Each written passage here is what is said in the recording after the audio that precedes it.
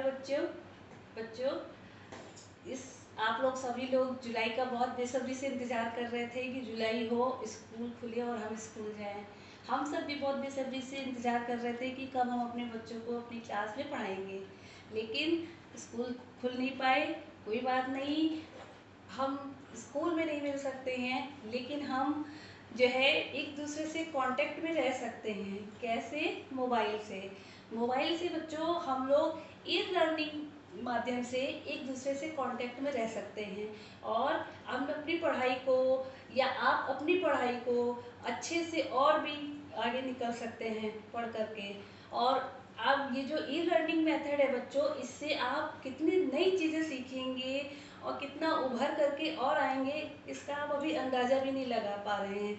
इसलिए इस मेथड का, इस टीचिंग से आप लोग जितना हो सकता है उतना फ़ायदा उठाइए और अपने छोटे भाई बहनों को, अपने घर में आसपास के सभी लोगों को ये चीज़ बताइए कि हम लोगों की पढ़ाई अब और भी अच्छी हो गई है। जैसे प्राइवेट स्कूल्स के बच्चे पढ़ते हैं, आप भी उन्हीं की तरह ही पढ़ाई कर रहे हैं, इसलिए अपने आप को कभी कम मत समझिए।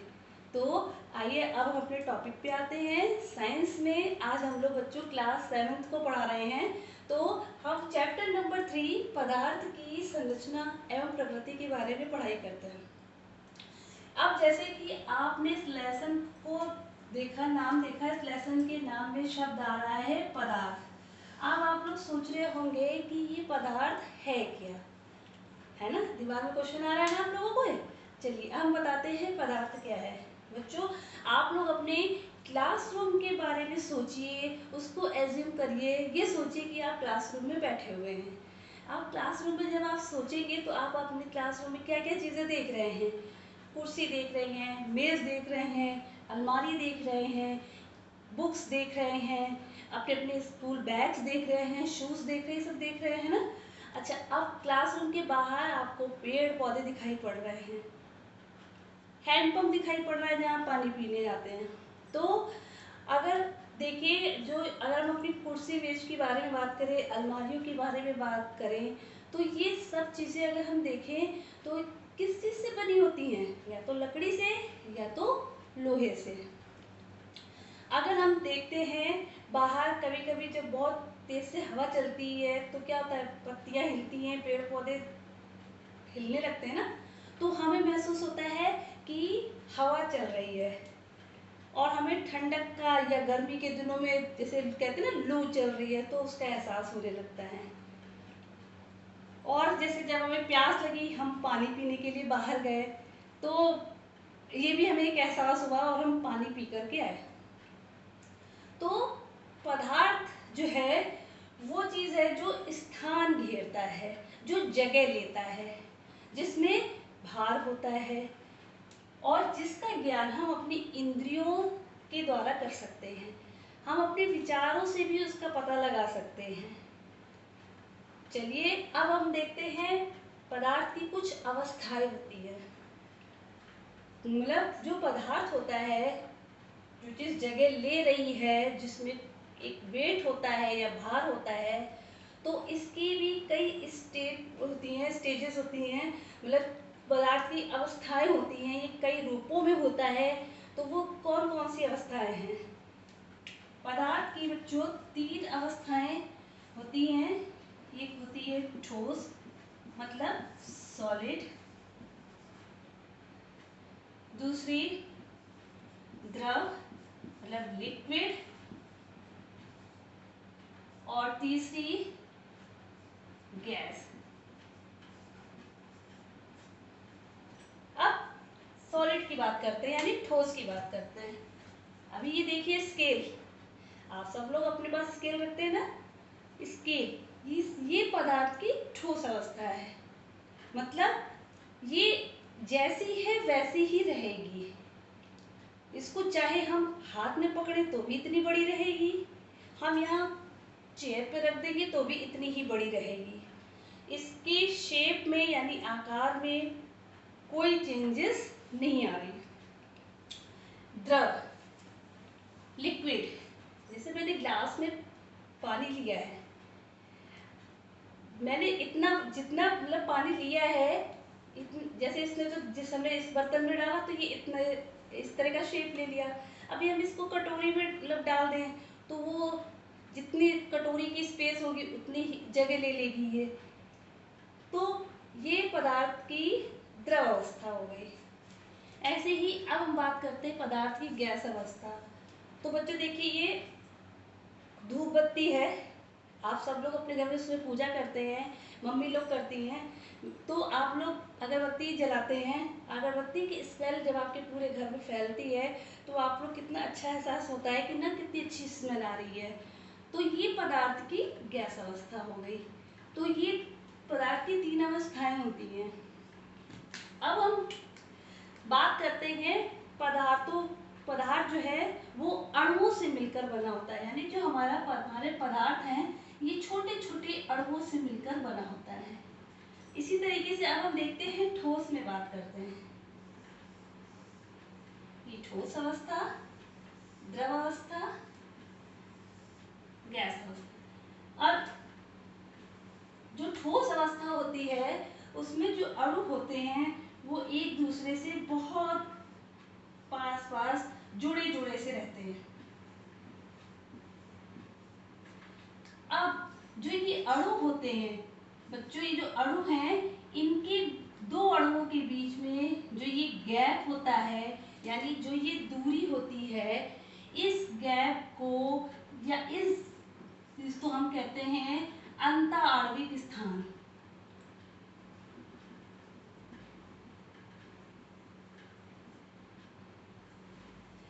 ये अंतःआण्विक स्थान होता है। मतलब अब जैसे ठोस अवस्था में अणु बहुत पास पास हैं, एक दूसरे से बिल्कुल सटे सटे से हैं, तो जाहिर सी बात है इनके बीच स्थान बहुत ही कम है। स्पेस, खाली स्पेस जो है ये अंतःआण्विक स्थान ये बहुत कम है। तो जब अंतःआण्विक स्थान कम होता है तो जब और इनके बीच में एक बल भी लगा होता है, वो बल होता है आकर्षण बल। कौन सा बल होता है बच्चों? आकर्षण बल। तो ये तो एक मतलब नेचुरल बात है कि जब दूर दूर होते हैं कोई भी चीज, जैसे अणु दूर दूर हैं, तो जाहिर सी बात है उनके बीच में आकर्षण कम होगा। एक अगर यहाँ है एक यहाँ है तो जाहिर सी बात है जब एक दूसरे बीच में दूरी इतनी होगी तो आकर्षण बल कम होगा। लेकिन यहाँ ठोस में जब अणु एक दूसरे से इतना क्लोज है, इतना जुड़े हुए हैं, तो आकर्षण बल बढ़ जाएगा, यानी आकर्षण बल अधिक हो जाएगा।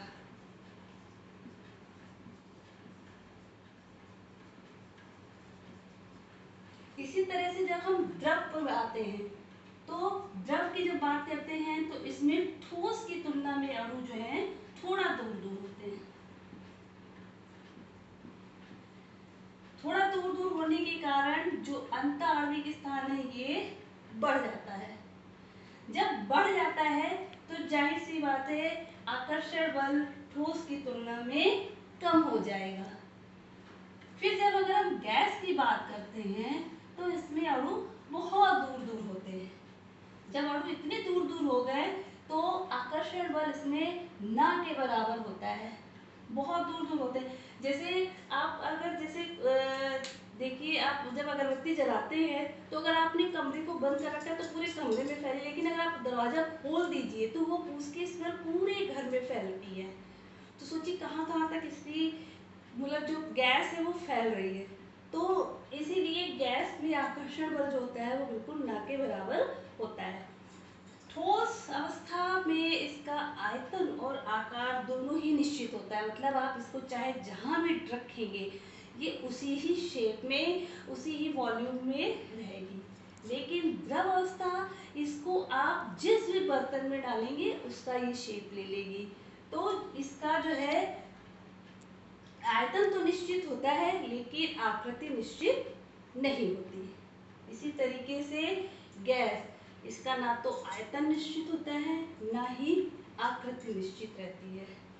ये बच्चों देखिए इसके लिए मैंने एक ये बनाया है जिसकी आणविक संरचना को लेकर के, इसके अंतःआण्विक स्थानों को लेकर के, जिससे आप और अच्छे से इस चीज को समझ सकते होंगे। देखिए तो बच्चों चैप्टर तो ये बहुत लंबा है, अभी इसमें आगे तत्व और यौगिक है, फिर केमिकल सिंबल्स हैं, फिर आपका अम्ल और क्षार भी है। लेकिन अब हम इसको स्टेप बाय स्टेप पढ़ेंगे जिससे हमें ये चैप्टर अच्छे से समझ में आएगा। तो आज हम इतनी ही बात करते हैं। पर हमने बात करी पदार्थ के बारे में, पदार्थ की ठोस, द्रव और गैस अवस्थाओं के बारे में, और इसकी आणविक संरचना के बारे में। जैसे आप अपने घरों में अगर देखिए 4-5 चीज़ें अपने सामने लीजिए, कोई लिक्विड चीज़ लीजिए, बर्फ़ का टुकड़ा लीजिए, जल ले लीजिए, और मतलब ठोस हो गया, द्रव हो गया, गैस, तीनों अवस्थाओं को जब आप लीजिए तब आप उसमें अपने आप से खुद अंदाजा लगाइए कि पदार्थ की ठोस अवस्था कौन सी है, गैस अवस्था कौन सी है, और लिक्विड अवस्था यानी द्रव अवस्था कौन सी है। इसी तरीके से देखिए बैलून आप लोग फुलाते हैं ना, जब आप बैलून फुलाते हैं तो वो छोटा सा इतना बड़ा सा हो जाता है, तो वो उसके अंदर जो आपने फूंक फूंक के जो हवा भरी ना, उस हवा उसने भी एक जगह ले ली, जिसके कारण वो क्या हो गई, वो पदार्थ की, वो भी इसके अंदर एक पदार्थ ही तो है, वो भी इसकी गैसीय अवस्था है। तो चलिए बच्चों, अब आज के लिए इतना ही। हम अपने नेक्स्ट वीडियो में इसके आगे का चैप्टर कंटिन्यू करेंगे। टिल देन बाय बच्चों।